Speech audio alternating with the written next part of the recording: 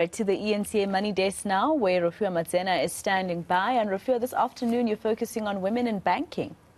That's right, Masaho. So African Bank in particular today is lending a hand to young people in Thembisa, especially those running small businesses, to grow their profits. Now, you'll remember a few weeks ago, residents there were protesting against power cuts that would have obviously affected those running businesses.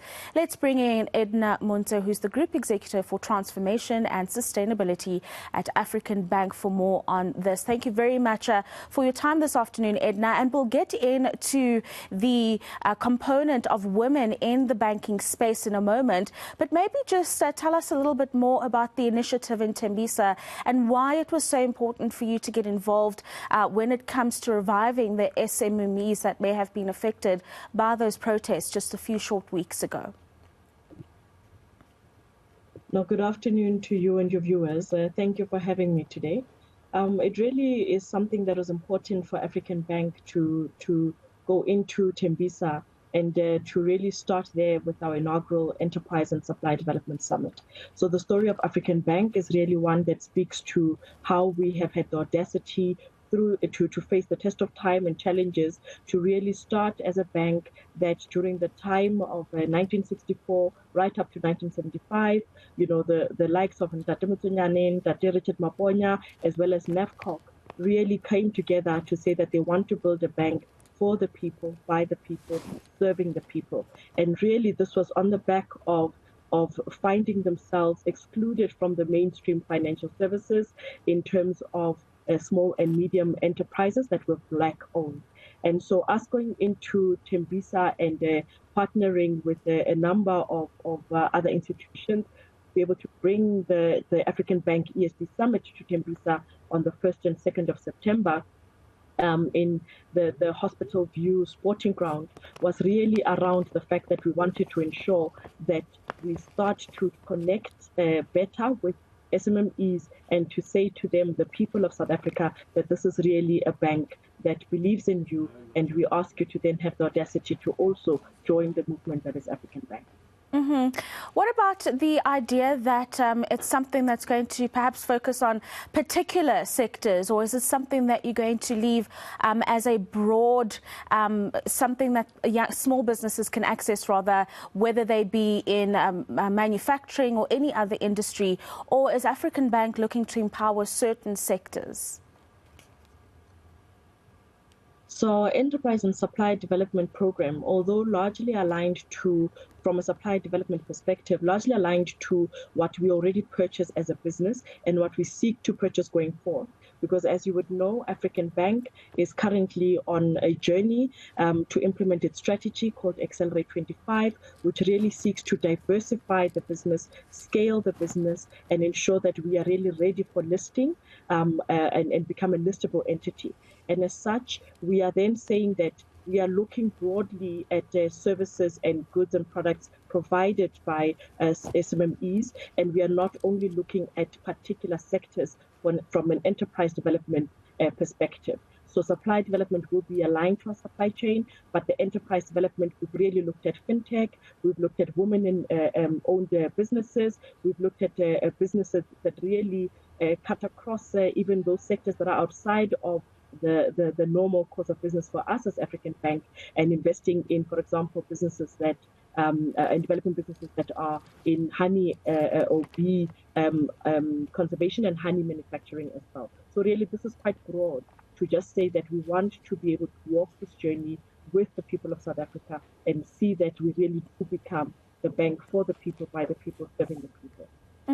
A very important component when we speak about banking in South Africa, Edna, is the role of women, the role that they have played in the sector, whether it be in institutions or engaging with banks in the form of loans or business loans or whatever it is. Just based on you being in the sector, how have you found the engagement of women in banking over the last few years? Are you finding that women are a little bit more receptive by these institutions as people who can also contribute significantly to economic growth through the assistance of their banks? That's a very good question. And you know, we found that the women-owned enterprises do not as immediately stand up and put up their hand to say that they are wanting to really access some of these opportunities. And this is some of the challenges that you would know that we as women face, and the way we would want to be over prepared for opportunities, rather than saying that even though we meet most of the requirements and have got areas for improvement, we are still willing to be able to put up our hand and say we're going to take advantage of these opportunities. And so what we've done is that we've made a deliberate decision to then say that as African Bank, we are going to actually challenge ourselves and challenge our women-owned enterprises, both through our Enterprise and Supply Development Summit that's taking place in Thembisa next week, but also through our African Bank Enterprise and Supply Development Program, which we are incubating and accelerating. And part of the participants, we've deliberately focused on women enterprises, women-owned enterprises, and women-led and managed enterprises. So we've made a deliberate decision to then say this is definitely a focus area for us.